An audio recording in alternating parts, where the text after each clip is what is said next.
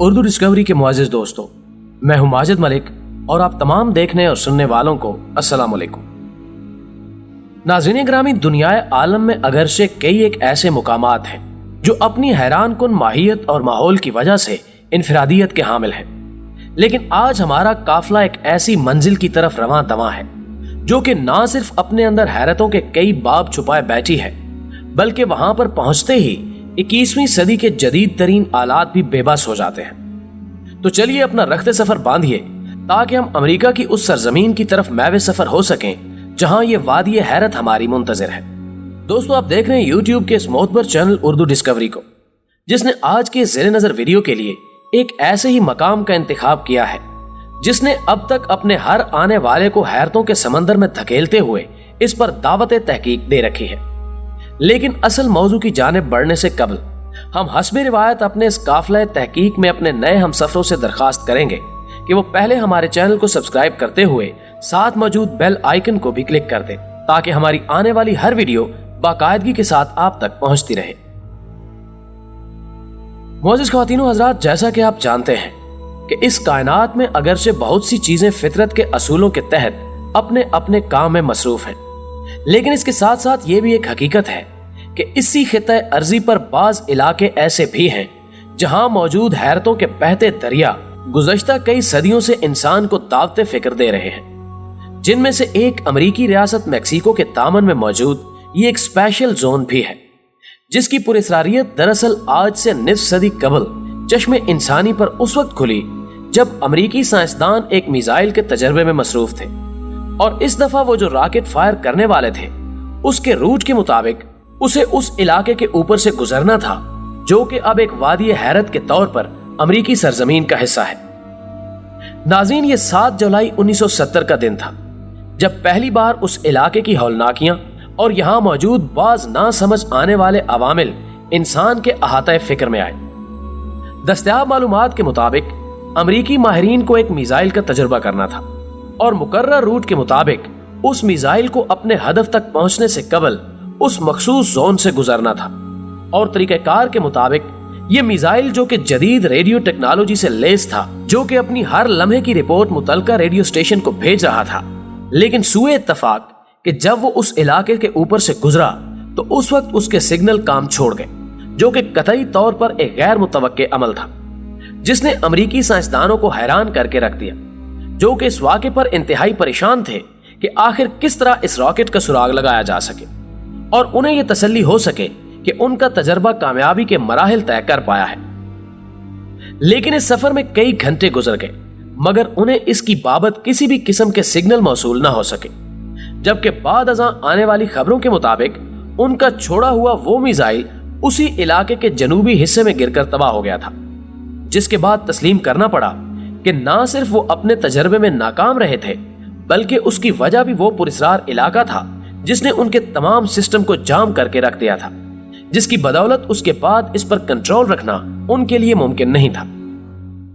ناظرین گرامی، اس واقعے نے امریکی ملٹری میں ایک ہلچل کی کیفیت برپا کر دی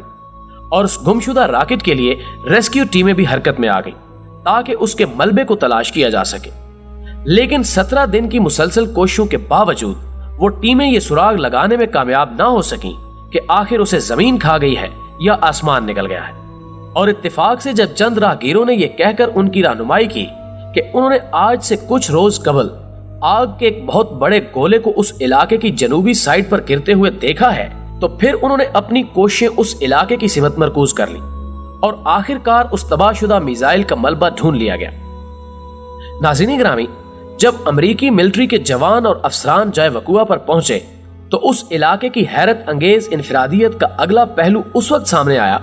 جب انہیں یہ محسوس ہوا کہ بظاہر سب کچھ ٹھیک ہونے کے باوجود ان پر ایک خوف کی کیفیت طاری ہو رہی ہے، اور آہستہ آہستہ اس خوف میں اس قدر تیزی آئی کہ جب انہوں نے باہم گفتگو کی کوشش کی تو ان کی زبان نے ان کا ساتھ دینے سے انکار کر دیا۔ مگر بات یہیں پر رکی نہیں،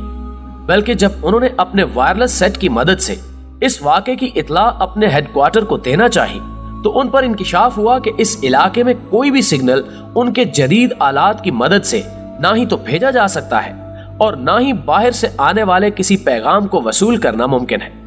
اور مزید حیرت کی بات یہ ہے کہ وہاں سے چند ہی کلومیٹر کی دوری پر وہ ٹاور بھی نصب تھا جو کہ سگنل کے اس سفر میں معاون ہو سکتا تھا۔ اس بات نے امریکی سائنسدانوں کو مزید حیرت اور خوف میں مبتلا کر دیا، جس سے بچنے کے لیے انہوں نے فوری طور پر اس علاقے کو چھوڑنے کا فیصلہ کیا اور واپس آ کر سارے حقائق اپنے دیگر ساتھیوں کے سامنے رکھ دیے۔ یہ ایک ایسی انہونی اور غیر فطری واقعہ تھا جس نے نہ صرف سائنسدانوں بلکہ پورے امریکہ کو ہلا کر رکھ دیا کہ آخر وہ کون سی وجوہات ہیں جن کی بنا پر نہ صرف ان کا راکٹ بھی اس علاقے کا رسک بن گیا بلکہ وہاں پہنچنے والی ریسکیو ٹیموں اور فوجی افسران پر بھی ایک انجانہ خوف طاری ہو گیا۔ ناظرین گرامی، اب یہ علاقہ امریکی ماہرین کے لیے ایک مہمہ بن چکا تھا اور اس گتھی کو سلجھانے کے لیے ماہرین کی ٹیمیں اکٹھی ہونے لگی، اور جب ایک دفعہ پھر مختلف ماہرین اس علاقے میں اس راز کا کھوج لگانے کے لیے پہنچے تو ان پر انکشاف ہوا کہ نہ صرف دیگر بیان کردہ حقائق اپنے اندر حیرتوں کو سمیٹے ہوئے تھے بلکہ وہاں جا کر ان کی کلائیوں میں بندھی ہوئی گھڑی کی سوئیاں بھی اپنی حرکت چھوڑ چکی تھیں۔ گویا یہ ایک ایسا عجوبہ عالم تھا جہاں پر جا کر وقت کی رفتار بھی تھم گئی تھی،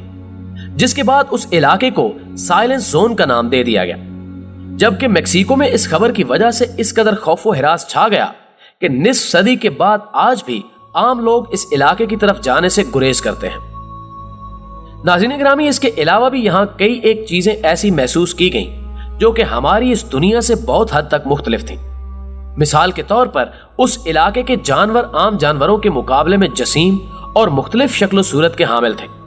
حتیٰ کہ وہاں پر رینگنے والی ایک چوئنٹی بھی اپنی ایک الگ ہی پہچان کی حامل تھی۔ جبکہ اس سے بھی بڑھ کر حیران کن امر یہ ہے کہ سائنسدانوں کی تحقیقات کے مطابق یہاں پر اس عجیب الخلقت مخلوق کی موجودگی کے آثار بھی پائے گئے ہیں جس کا اس زمین سے کوئی تعلق نہیں بنتا۔ ہماری مراد ہے ایلین سے، جن کی کئی ایک نشانیاں اس علاقے سے ملی۔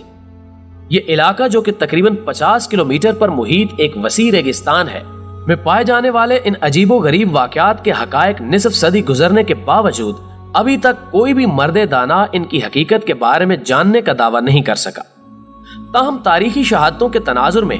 1938 اور 1954 میں یہ علاقہ جسے اب سائلنس زون کے نام سے ہی جانا جاتا ہے میں چند ایک شہاب ثاقب گرنے کی اطلاعات ملی تھیں، جن کی کے بعد ازاں تصدیق بھی ممکن ہو گئی،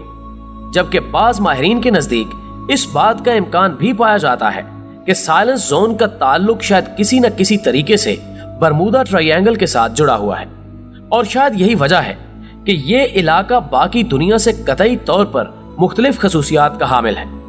جبکہ اس کے حق میں یہ دلائل دیے جاتے ہیں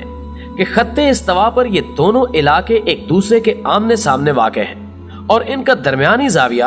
26 سے 28 درجے کے درمیان پایا جاتا ہے۔ ناظرین گرامی، اس کے علاوہ اس علاقے کے بارے میں مقامی طور پر بھی کچھ ایسی روایات پائی جاتی ہیں جن کو سن اور جان کر عام آدمی اور بھی خوف میں مبتلا ہو جاتا ہے، جن کے مطابق وہ یہ دعویٰ کرتے بھی ملتے ہیں کہ اس علاقے میں کئی دفعہ اڑن تشتیوں کو بھی دیکھا گیا ہے،